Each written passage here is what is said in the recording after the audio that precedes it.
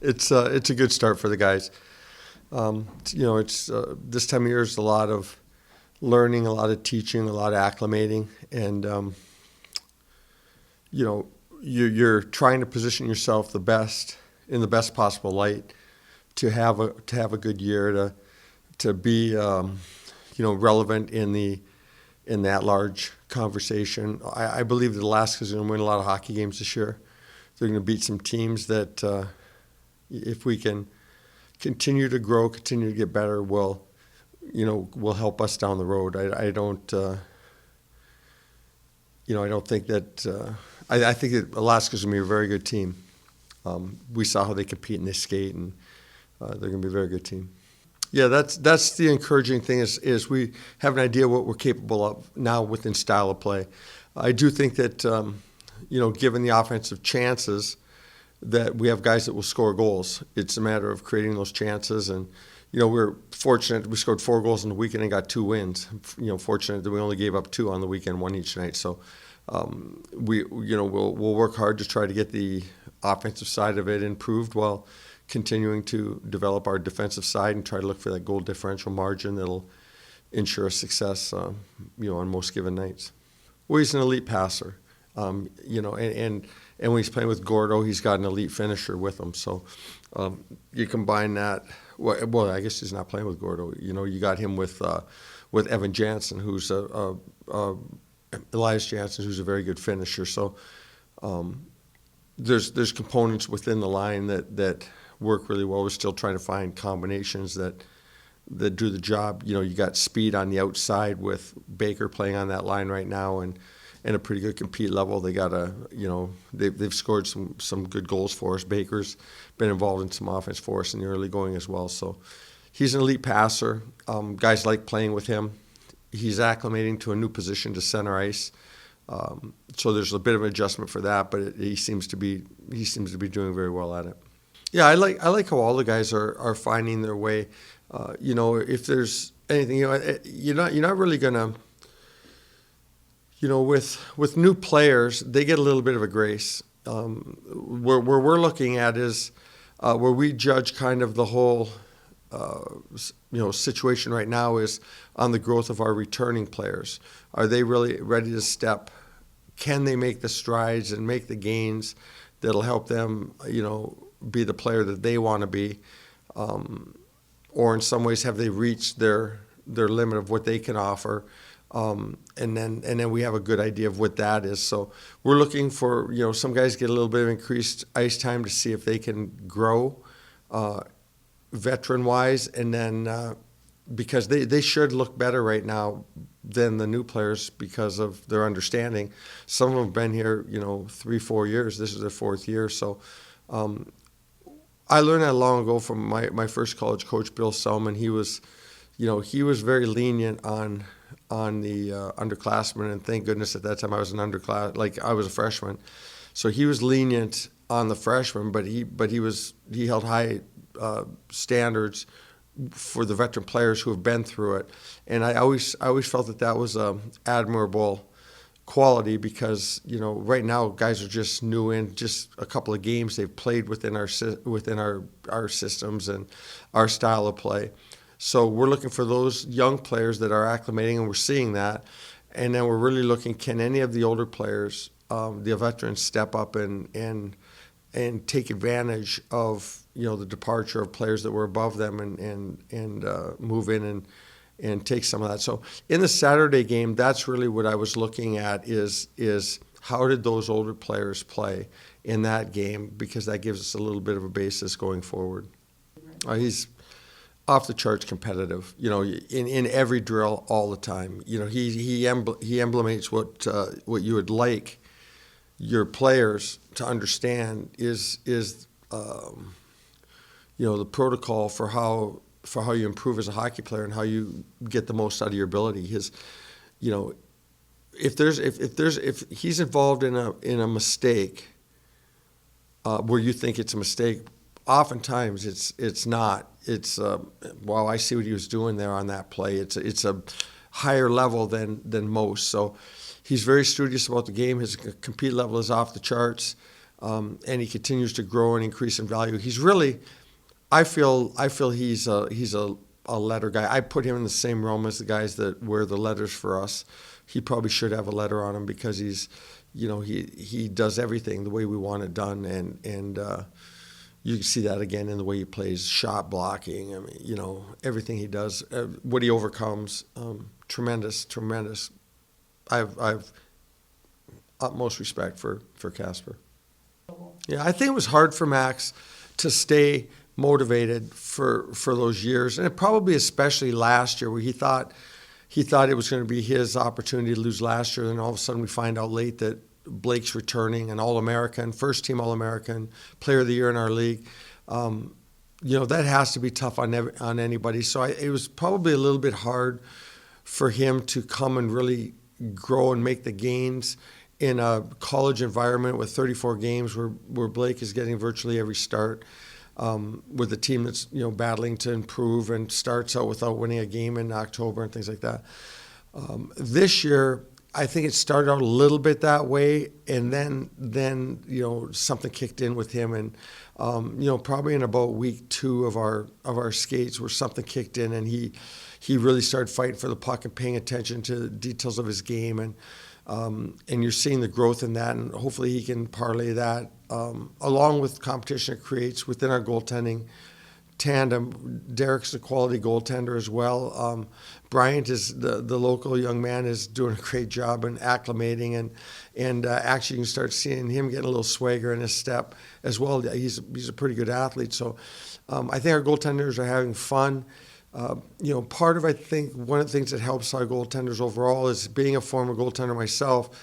I know what drills absolutely are horrible drills for goaltenders and what drills can help them grow. And I think I have a tendency to stick with drills that improve goaltending as well as others, as well as the regular teams. So I think they benefit from those game-like situations a little bit as well.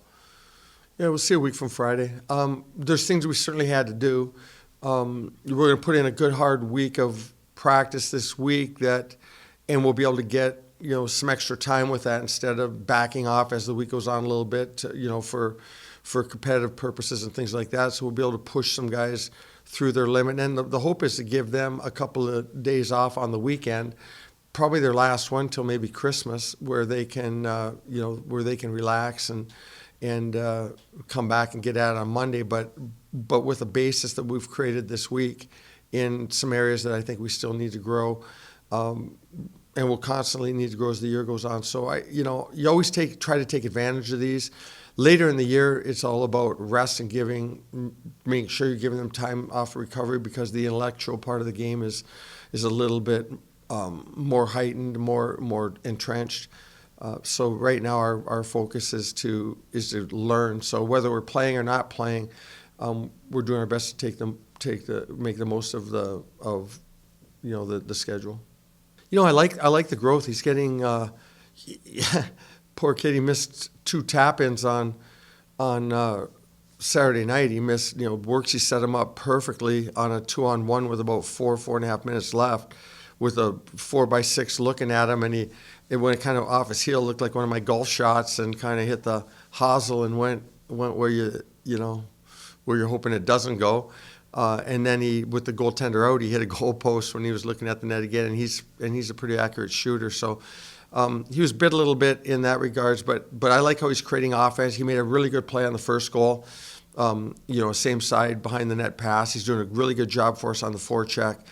He's creating diversity within his game, which is really what I think some players who have struggled here in the past have not been able to do. Like when they're coming off of a really big year, they've kind of been single dimensional, and you have to continue to find ways to, especially at a 5'10", 5'11" size. There's players from all around the world at that size trying to get that same contract that a player like Gordo's trying to get. So every tool that they can use and everything they can learn to give themselves the best opportunity moving forward. But right now, our concern is to make us a better hockey team, make them a better hockey player.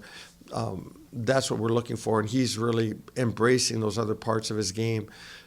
And that's given him, I think it's 11 scoring chances, I think, on Friday night. He was involved, I believe, in 11, which is an insane number. I don't know what he got for points. I think he got at least 1 on Friday. So I'm not sure he's scored yet, but he's still got points on the board, and we know that he's going to score. So it was kind of like Brian Hallinan. He was a scorer that always had, like 14, 16 goals and 8, 10 assists. That made him a 20 to 25 point, 26 point guy. That we always said, if you can get that secondary type of play where you're involved in assists and creating goals, besides just shots where somebody's getting a rebound, you're going to go to 40 points. Well, then you end up going to like 46 points and sign an NHL contract. So that's kind of what we're looking at out of Gordo, as being that player who can do things in a lot of different ways. And if his goal, if he can get a third more assists than goals, then he's looking at 35 points, because we know he's going to get his goals.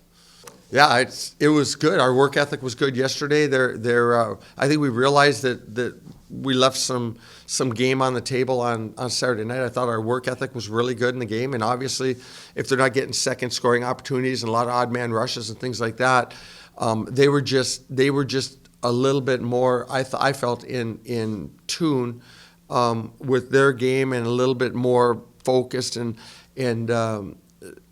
but we were still able to get the 2 points with that. So I thought our compete level was very good. I thought that our mental approach to the game dropped off from where we grew the night before, and I attribute that to, I'm going to take responsibility for that on the conditioning side of it, and we're starting to rectify that this week. That I think the first thing that goes when you're tired and fatigued is the mental side of it. You start seeing a little bit of drifting, a little bit coasting. The mind, kind of plays tricks on you and gets you out of the focus, the mental focus and acuity that you want to have. So we're working on that this week. But being 2-0, like I said, I think Alaska is going to win a lot of hockey games. If we can continue to have success and do our job and win hockey games, these non-conference games pay huge dividends down the road, potentially, as we've seen in the past, where we've had really good non-conference records, and that's put us in the hunt and got us in the pairwise portion of the quadrant, the automatic qualifier, and so any way you can get in the national tournament, you're trying to get in that, because the ultimate goal is to perform at that time and to be able to win national titles is what we're all seeking.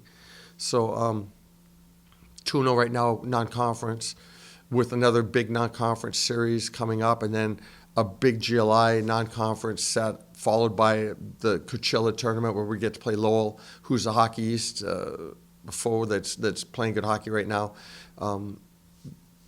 Everything's still looking on the upside for us. We haven't bit ourselves in the foot or killed opportunity. Yeah, there's a big improvement from that on Friday, and we grew as the game went on Friday. And Saturday, structurally, we were decent for the most part. Although I didn't think we played above the puck enough. We didn't, but we got there. We got there, but didn't get all the way there. Like, we got equal with guys and didn't get all the way. And their goal was emblematic of that, where the coverage was there, and they just put a puck on net and went right past the two defensemen who were defending them.